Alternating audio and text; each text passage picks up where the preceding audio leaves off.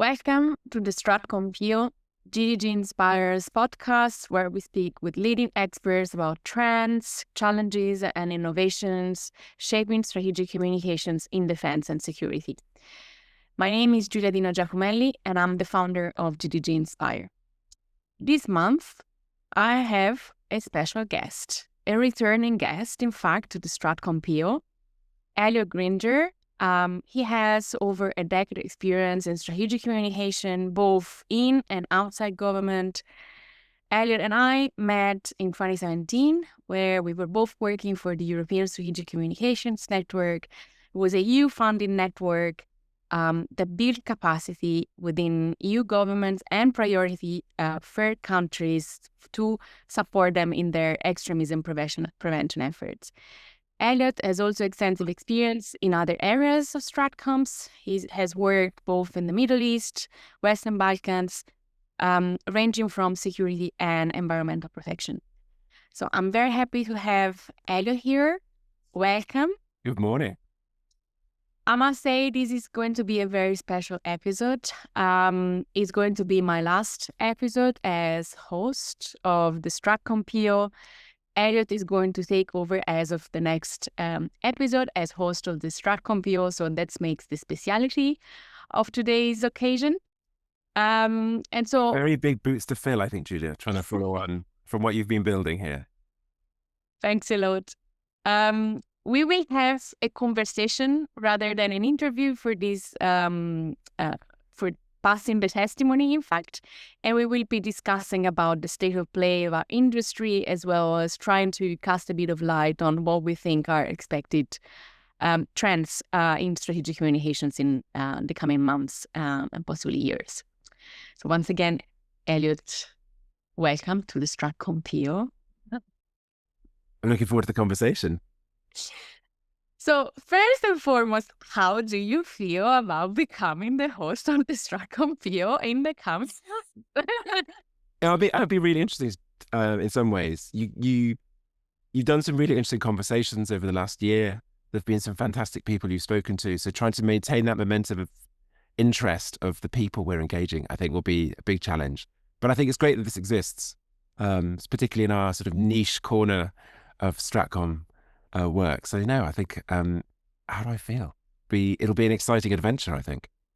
Yeah, and I couldn't think of a better person really to take over the show. Oh, thank you. So thank you for your availability, and good luck. Well, I also have to learn how putting a podcast together works. That's going to be the biggest challenge. Doing this bit is fine. The bit to actually, finish it off and get it online, that will be the challenge for me.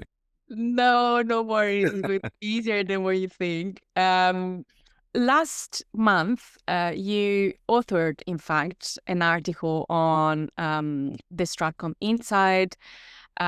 So which, just for the sake of our followers' understanding, is our blog on the GDG Inspire's website. It's a monthly blog where we deal with a specific topic related to strategic communications. And in fact, in your article, you discussed about the strategic communications implications of what we have observed in the last months, in fact, about the drone interferences by Russia on EU soil.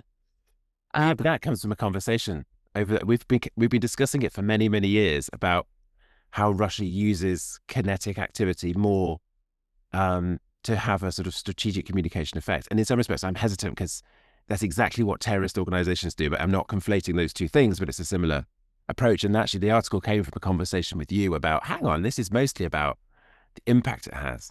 So I think that was a really interesting prompt from you to let's write that. Yeah, and for me, what's interesting, as you said, is like the use of kinetic forms of warfare to stem a conversation and to see what's going to happen within the alliance, right? Because we know that there are different sensitivities within the NATO alliance, but also within the EU on the stance that we should take towards Russia and potentially the war in Ukraine. And in fact, it was so interesting to see how different countries answered and different governments answered to this threat and the consequences that were claimed. But it's interesting also how the approach that Russia took to different countries was interesting. So in Poland, it's like, whoops, the accidental drones in the airspace.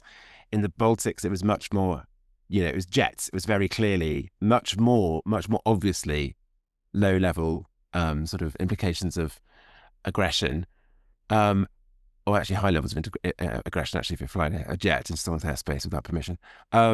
And then obviously drones again in Denmark and all sorts of other areas. But there's also been the packages and the postal system and all little bits and pieces. And I think it's now in the media conversation much more that this is about Russia trying to push the boundaries of the NATO alliance. But what doesn't still get talked about to me is the effect that's happening on our populations. So it's not just what the governments do, it's then layers down from that of what is that doing both in the areas of the population that are a bit pro-Russia, the areas of the population that are pro-NATO, and the areas of the population that are just like, I'm not really thinking about this. Oh, well, that's just what Russia does.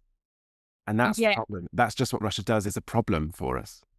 Yeah, and it's interesting because I think if you observe, I mean, 3 countries for Portugal, Spain, and Italy. So in Italy, I think, I don't remember which minister, but I said, we don't think that we are going to be attacked by Russia anytime soon. So he took like kind of a, hard stance, and is actually known to be proven wrong on many occasions.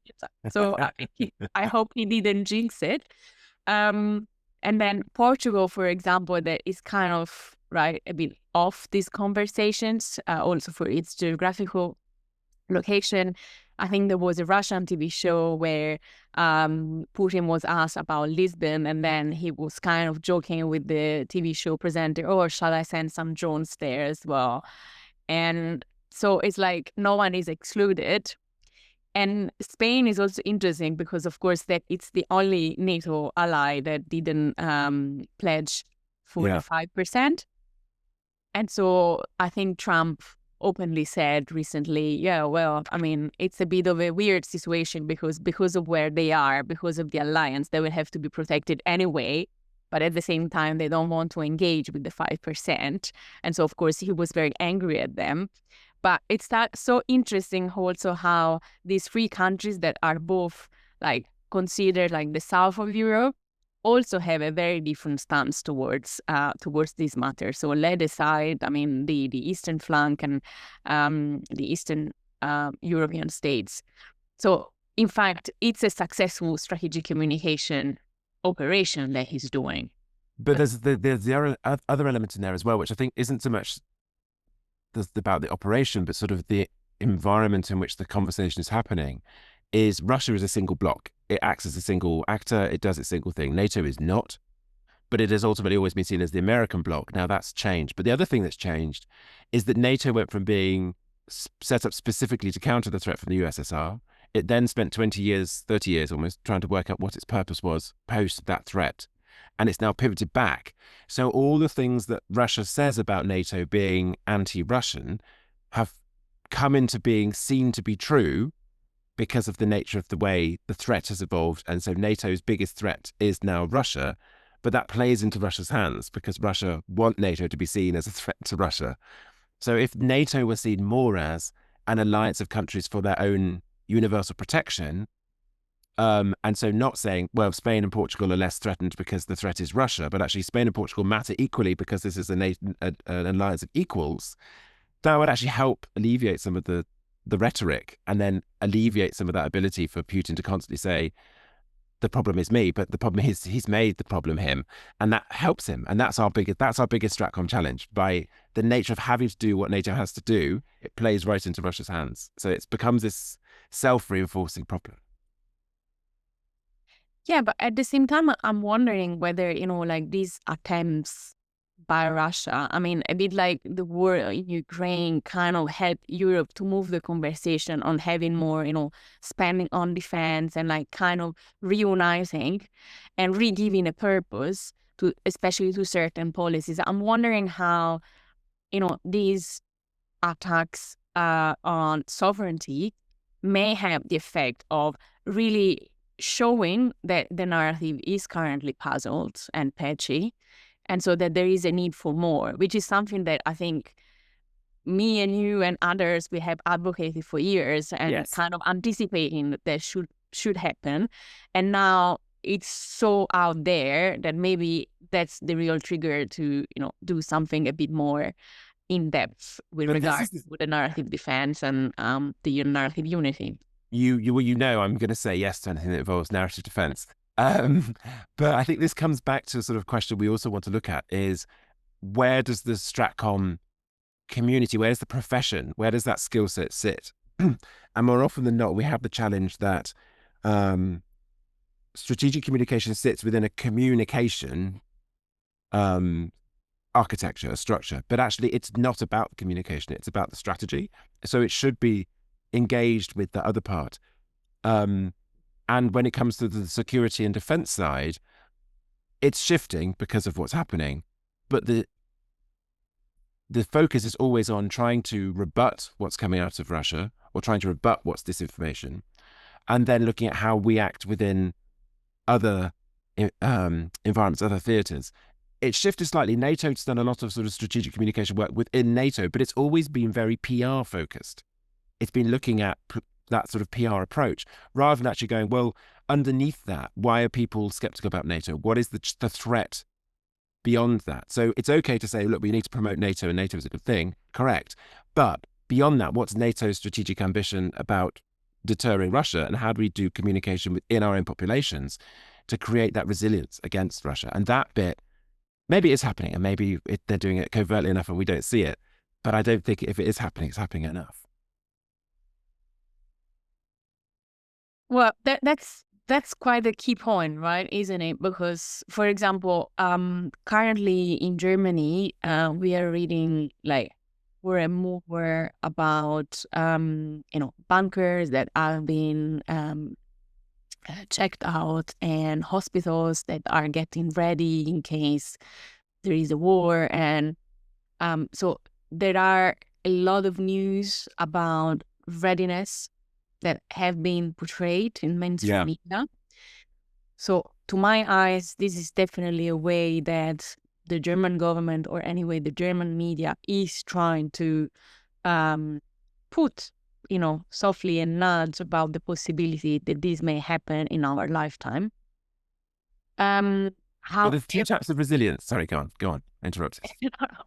However, if I compare this to what's happening in Italy, I don't think that this is the debate that we are currently having, despite Italy being super good in its civil protection. So there is an expertise, but it's not reframed, or at least there is not an additional frame that is being put to say, we may need to use that expertise in case something happens. In fact, as I just said, we have like a high representative of the government saying we are not a threat for Russia and we don't think that we are going to be attacked. So it's a very different stance, which also matches a very different attitude of the people. I mean, just taking Germany and Italy, I think Italy is much more, pro-peace traditionally. I think it's the more pro-peace country in Europe, according to a survey that I have reviewed some time ago. So it's a very difficult conversation to be having, but there should be a way to be having that conversation. But there's also two kinds of resilience, because getting the bunkers ready and knowing there is this potential threat and increasing resilience, like the Swedes and the Scandinavians have done a lot about making sure you've got certain levels of provisions at home and how to be prepared for a war and a crisis. And there's been a revision of that in the UK as well. That's a different kind of resilience. That's resilience in the moment of warfare, in the moment of action. And that is important. But what we're really talking about with STRATCOMM is the resilience to prevent that happening in the first place, and to ensure there isn't a fifth column support for Russia, or there isn't a softening of the political discourse now.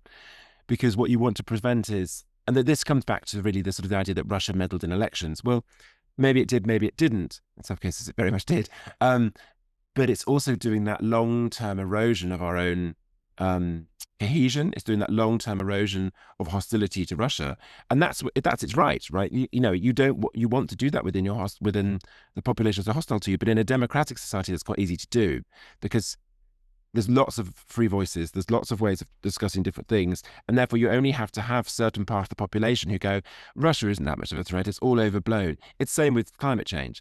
Climate change isn't that much of a threat. It's all overblown.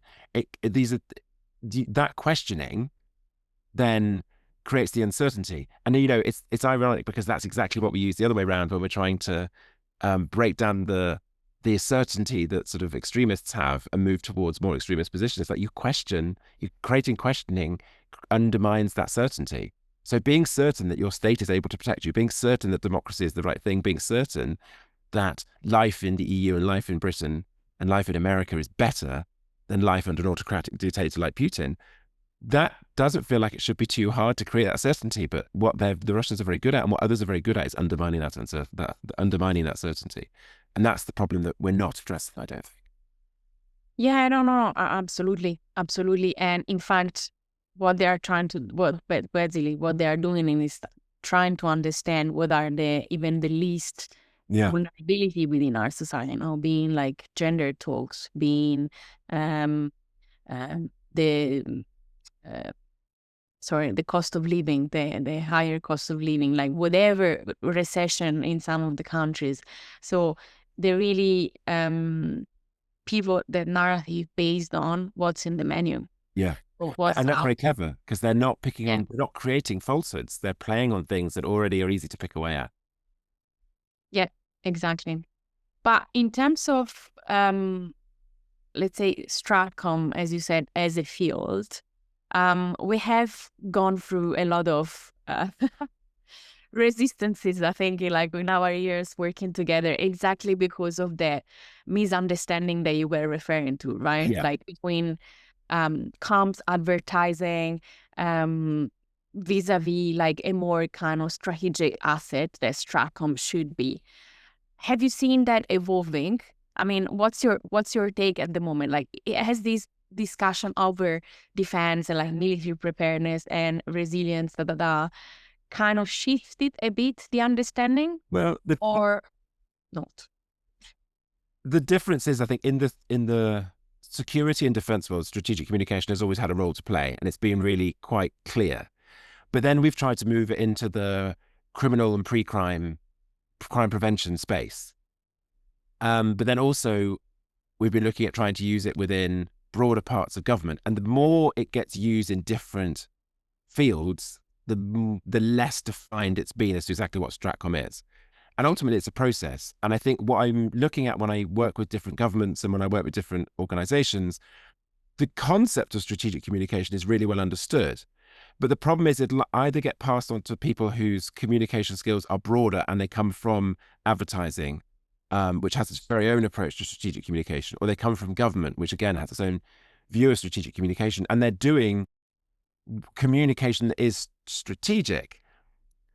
But what I seem to find is that's at the very top end. It's not the universal default way of doing communication. Often it comes back to PR, it comes back to social media campaigns, it comes back to public engagement. It's not strategic in that cohesive sense of what is the overarching narrative we're building and how does this all connect together to play into that. It becomes strategic in the point of making a campaign very good. And that is a different kind of strategic communication.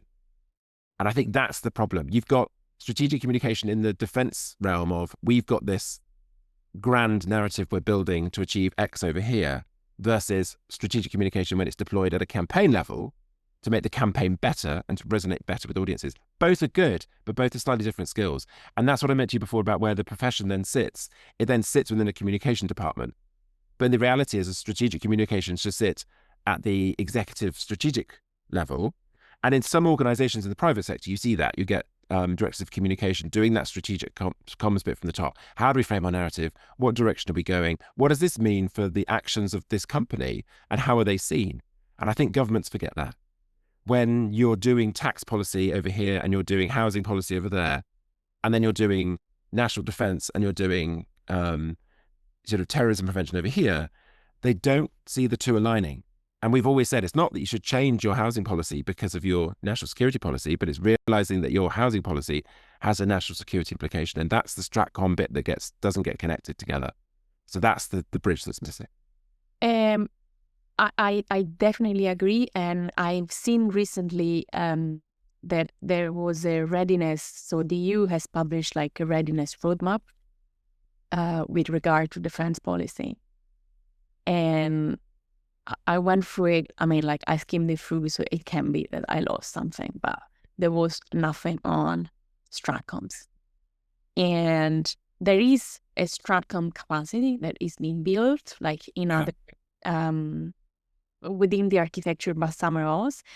But when we talk about defense readiness, as we discussed before, I think we can't really escape from understanding that readiness to defense is a bottom-up approach. It's not just an industrial policy conversation, but it's also like, how do our citizens feel about us increasing the military spending? Because you will have to cut something else. So I think that's a very difficult conversation, but for me, that's exactly the STRATCOM challenge that we are ought to face. But there's two parts to that again, because the STRATCOM challenge within your population about the change becomes a communication challenge. But then there's the STRATCOM effect of increasing your military that we have on Russia and we have within our NATO partners. So I think the big thing that summarizes the challenge between where the profession sits is that a STRATCOM response to something may not be communication, but it is something that has a communication effect. It may be buying tanks. It may be increasing your drone defense. It's the need. Yeah, but it's very hard if, as you said, the professionals sit within the comms. Yeah, and that's not it, because a huge part of the time it is about the comms, because it's about the attitudinal and the perception change. But when we're talking grand narrative, the effect on the population may be, can I buy a house? Now that is policy, and that's a policy action to which there might be a comms element. But rather than bringing the STRATCOM in for the comms element, bring the STRATCOM in at the beginning to go, well, this is the effect that doing this policy is going to have on the population. And that does happen. But if you think about all the polling that happens and trying to understand the attitudes, it happens. It just isn't always connected in the same way. And it also means that STRATCOM is pigeonholed in the comms space. And there is stuff that's happening over here that is STRATCOM, but isn't seen as STRATCOM. And I think that's the challenge we have, is that maybe sometimes we're seen to be sort of sheep in wolf's clothing of trying to take comms into areas comms doesn't exist. And other times we're seen as trying to put ourselves into other parts of the architecture. But when I look at STRATCOM, to me, a huge part of STRATCOM is the research part, and actually understanding what is the problem and understanding why the problem is there and going down and going deeper. That's why quant is great, but quant isn't going to give you the answer. And I think that's where we sit in this weird place. And people never know quite where to pigeonhole us. And probably, do we know where to pigeonhole ourselves? I mean, good challenge. If when we're doing an organizational chart, where do we think we should sit? And just because we think we should sit there, what does that actually mean in the grand scheme of things? Absolutely. How we interpret our role, and how are we able also on a personal level to build connections with other colleagues across. One of the things I'm going to throw this question back on you. One of the things that's always been good, you've been really good at pulling us up on is STRATCOM the right terminology for the work that we actually do? You've been pushing that for a long time. So where do you think that terminology still fits, or do you think that we call ourselves the wrong thing?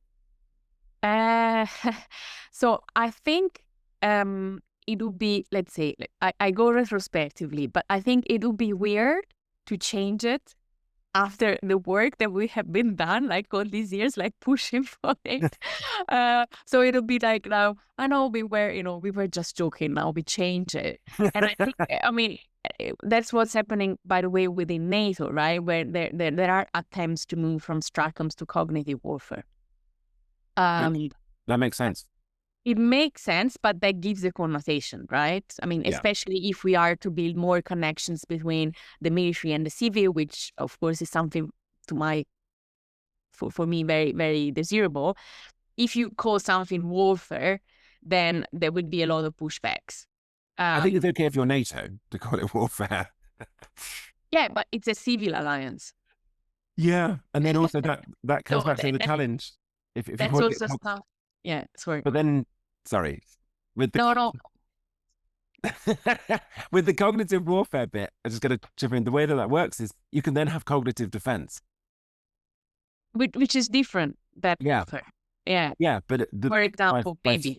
setting it up as one side being cognitive warfare, the external facing action, you can have cognitive defense, which is actually worrying about what are we doing on this side, which hopefully would step up to being more than just fact checking, debunking, and Yeah. I mean, no term is perfect, you know. Yeah. Cognitive defense, for example, like, I mean, if I have to play the devil's advocate, is like it puts a lot of pressure on defense, so on being defensive and not being proactive. yeah, true. So it can trigger like another kind of set of considerations. I think it's part of the conversation. So in a way, STRATCOMM is a very general terms, and for as much as it's vague, it allows you to do different things within it. So all the things that we mentioned can fall within STRATCOMM, but as long as it's effective, as long as there is the strategic element, as you said, as long as there is the coordination. So I think there's still merit in using it. It will be very useful, I think, to have a sort of like high-level definition and high-level methodology. NATO have a high-level definition. It's just it sometimes becomes it still reframes it very much on the communication, and therefore, while that's not untrue, it's what do we define as communication? And increasingly, when we understand the greater understanding of human psychology, the greater understanding of community psychology, the idea that everything is communication, because the way things are perceived create the environment around us that then engenders our response. And so I think that's the problem with their definition, is they say it's the use of all communications to achieve a strategic goal. Great, but what do we mean by communication? Yeah, I sound sort of like in an academic ivory tower here, but this sort of matters when we're talking about where this sort of profession goes. Yeah, I think I know that there are a lot of, once again, no terms is perfect. I think most of our thinking goes in the sense of influencing, right? Yeah. But that also is a super controversial term, especially when used like in the civil environment. I think it comes with risks, and I think governments are risk adverse. So I think using the term influence is problematic for most governments and international organizations. We may agree that there is an element of that, but it's not even that. It's also, as we said, providing alternatives and providing a reading of the events that you think is more consistent with your values, with your system, with your state, with your international alliances, and so on and so forth. And it's interesting you brought up two things there about the risk averseness of governments. And you know that I always say, well, perhaps they're doing too risk averse. And I think so. STRATCOMM is really easy to see when it's been used in campaigns, for example, by governments to encourage us to wear seatbelts, or around COVID to take the COVID jabs. Fine, because that's government policy, and it's sort of uncontroversial in the most part. When you start talking about sort of national narrative defense around your national values, there's been periods when governments have picked that up and pushed that more, but never in a way that's actually gone, well, where do the problems lie with people who don't hold these values, and how do we engage with them and do that without then being seen to undermine the broader democratic values and freedom of expression? And that's, I think, the real tension that exists here of how do we enable freedom of expression whilst also creating a cohesive and resilient society. That's what makes them risk averse. It's a hugely problematic challenge. I mean, we have solutions if anyone wants to get in touch, but we're not going to share them in a public podcast. Our USP, come to us if you need that. Talking of what goes in the public debate and what influences us, I would like to talk to you and with you about AI, that I know is a subject, a topic that is very dear to you. You've been spending the last months writing a lot about 2 years, the last 2 years. So what comes to your mind when we talk about AI literacy? Oh, so many things. So on Is it a good term? so I think the problem is AI, not literacy, but let's park that one for a moment. So I think the reason I end up talking just now about so much about the language we use is one of the things that's come out from doing this work around AI is this obsession with language, because generative AI in particular, and a lot of AI that is in use, is language modeling AI. And so the language we use is the language it uses. And I think there's a lot of problems with some of the language we use.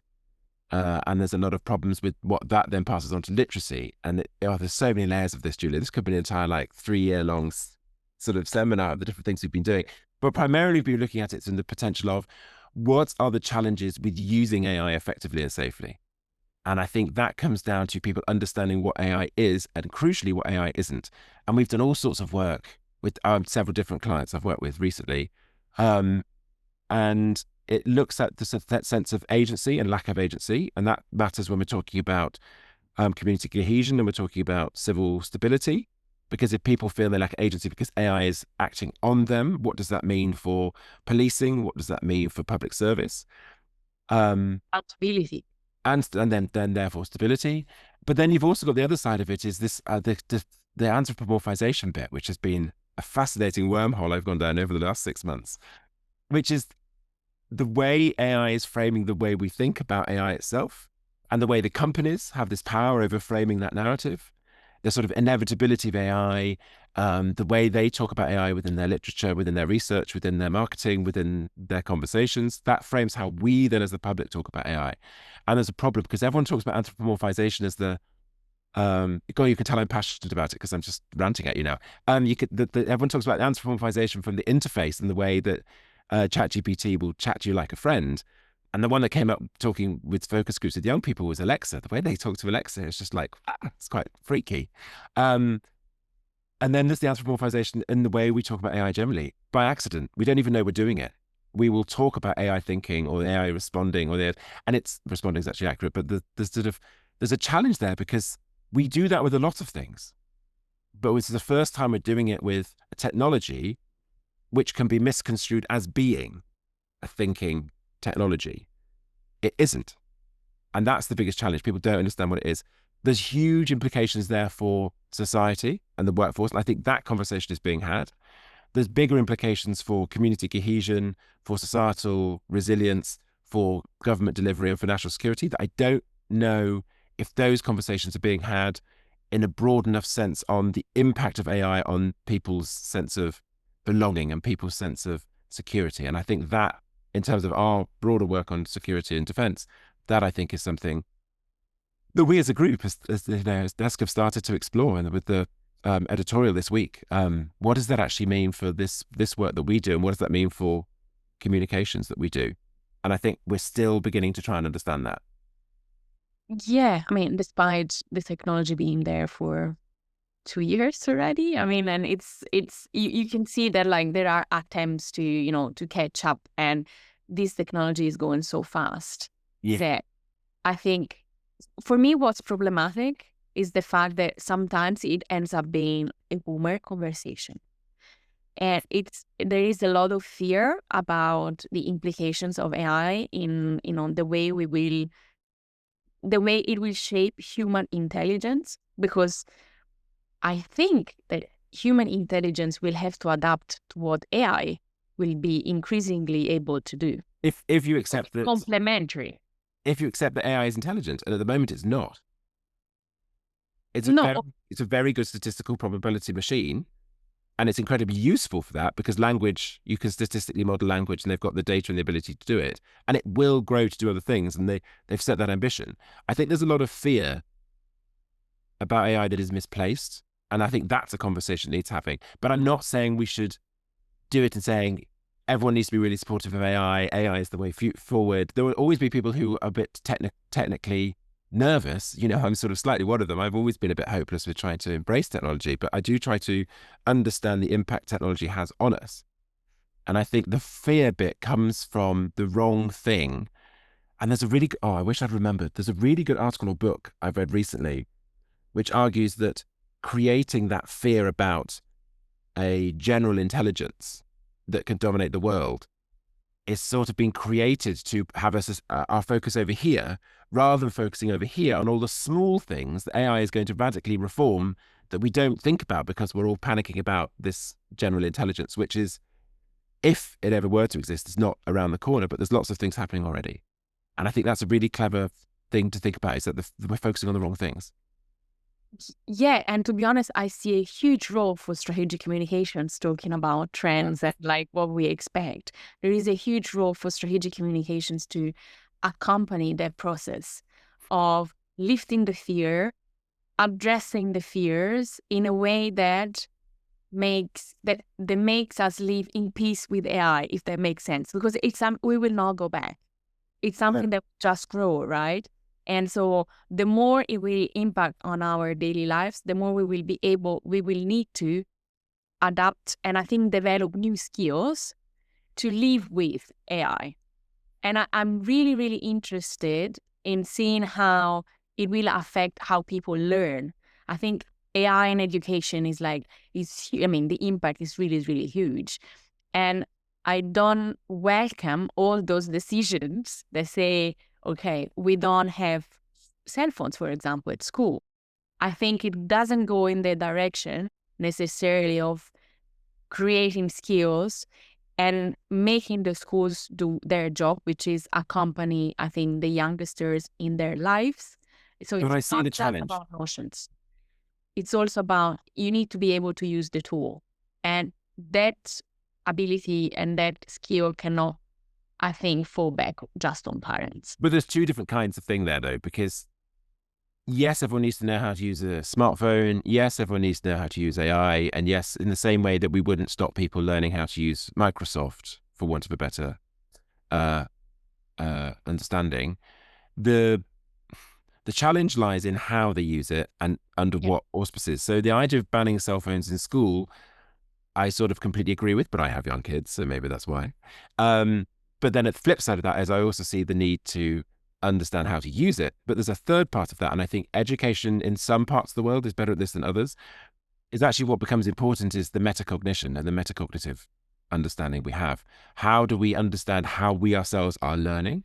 And how do we understand that what we're learning is, how do we assess what we're learning as being right or wrong or in between? And I think so much of what education can do, if it's not doing it well, is teach hard and fast facts. These are the facts. Great. Really useful. Because, for example, one of the quickest ways of knowing if AI is wrong is when you know the fact that it's given you is wrong. Great. Yeah. Job done. But if you don't know what is right and it gives you something that is, the AI is saying is correct, how do you then assess that? And that's when you have to, the metacognition comes in, of thinking through the different ways in which, if you can understand the different ways in which we think, you can then begin to understand different ways in which the AI is producing that language in front of you. I think that's really what I'm trying to say. So questioning what you're seeing, questioning what you're hearing, but then that has a flip side, right? Because then you're questioning everything, and what becomes certain and what becomes true will park that bigger philosophical question. But maybe that's good, because maybe we don't need to rely on AI for final conclusions. We just need AI for now, like fast processing of information, and just allowing us not to waste a lot of time and doing a lot of research across different sources that we don't have the time to do, as long as you can critically assess what you are given and you are able to prompt correctly and ask questions so that you get the sources where the information is coming from. So for me, it's critical thinking. Eventually, it boils down to critical thinking that we have been discussing for the last 10 years. Yeah, but there's a problem with critical thinking that's beginning to emerge, is that you can, this beginning, what I don't think is anyone mind to do is you might need to put some links when we post this, because there's research we're talking about and I can't remember. But there's definitely the emerging idea that critical thinking, you can shut it off. So when you're with friends, you are less likely to be critical than when you're with strangers. And I think that's the easiest way of understanding how we sometimes use our brain. So you could be really good at critical thinking, but also that doesn't necessarily mean you're going to be critical about the information you're getting in the different settings. And I think the more you trust the AI, because most of the time it's giving you stuff you know is right, then you're less likely to be critical of it. So it's about critical thinking, but it's also about understanding that critical thinking isn't the be all and end all. I think there's an element of being uncomfortable with multiple variable truths existing at any one time and people being able to create their own truths. And there's been a lot of that in the sort of conversations recently about being my truth and that sort of, but truth has to be shared ultimately. But I think there is a bit of that uncertainty that people just have to be acceptable with the fact that there are people who believe other things, and that's okay. Sometimes those things are true, sometimes those things aren't true. But how do we then ensure that doesn't disrupt that cohesive nature of society outside of the AI? I think that's the challenge. There's also the thing you talked about there about the volume. And I think that's what's really interesting about AI. There's AI, which its volume processing is really useful. Think about science, think about data management, think about that side of things. And then there's the information environment where AI becomes the mediator of the information we're seeing because you trust the AI. Even Google does it now. Google has the AI at the top. Everyone's been talking about this. This is in the media. This is a conversation. But it's impossible to fact check because there's too much information. There has been a case I read, I think last Friday. So a bunch of, I think they are the Association of Newspapers, the Italian newspapers, they brought a case in front of the the Italian Ofcom, plus to the AGCOM, it's called, because as of since Google has the AI resume on top, people don't go, so there is no traffic in the newspaper websites. Yeah. Because it's basically everything you need, right? So you don't need to go in each and every. If you don't question it. If you don't question it, but most times it's like, can you tell, I mean, it's very high level, let's say, it's very superficial what you need to know. So you don't need to go like in depth. And so basically they are claiming that it's an, I don't know the technical terms, but it basically affects the competition. So it's interesting also to see how many layers and legal layers there will be, I mean, the more AI will penetrate our daily routines. This is the challenge as well, and that's because of the marketing issue it's had. The business model is being disrupted. Yeah, isn't because of and then that will then have a knock-on effect of access to news, because if they don't have income, then the news won't be generated, which will in turn affect what AI is able to give you later on. So in order for AI to be at its best, what we actually need is more journalism. And so there's that sort of side of things. We need to sort of be flipping it on its head and thinking, how do we do that? But then the big challenge of all of this is going to be the knock-on into the business world and what it changes in terms of the economies and the employment. And I think that's different to the world we talk about, which is the information and how we perceive and how we understand. But ultimately, when it comes down to the bigger picture we've been talking about, which is national security, that's a huge problem. And I think that's where the background, and everyone talks about it from the nature of get on the AI train, because if you're skilled and you're able to use it, you'll be okay. If our economy embraces AI and can use it and can maximize it, we'll be okay. And that's true in an economic sense, but is it true in terms of a population sense? Will everybody benefit? Will everybody be brought along? And if so, how do we do that? And I think we're not talking about it in a systemic way yet. We're talking about it as a technology over here, and we're not yet thinking of it in the whole. People are, the Copenhagen Institute, Force Institute, they do a lot of work on this. But remains to be seen. Remains to be seen. I think we can wrap up our conversation with this existential question. So that we have another update episode on like where AI stands in like 1 year or like a couple of years. I think every couple of months it's moving so fast. Exactly. Last question, really. I mean, for you, I mean, you have already given a lot of recommendations, so we will skip the recommendation question for this special episode. But instead of this one, I just wanted to ask you, I mean, what is your idea for, I mean, if you are to brainstorm with us and with me right now, what's your idea for a future, the STRATCOMM PILL? I mean, how do you see it evolving? I think there's two ways to evolve. I think the way we've been doing it so far with the interviews is really interesting, and there's always going to be people who are good to interview. But I think bringing in broader conversations across several experts might be an interesting approach, because this is great for us to have this two-way conversation, but it's my thoughts and your thoughts, and sometimes you need a third person to go, actually, you're both wrong. So I think sort of maybe broadening out to have a couple of sessions we do where a bit more conversational might be quite interesting. Take our editorial approach and bring it into our our podcast offering. Hey.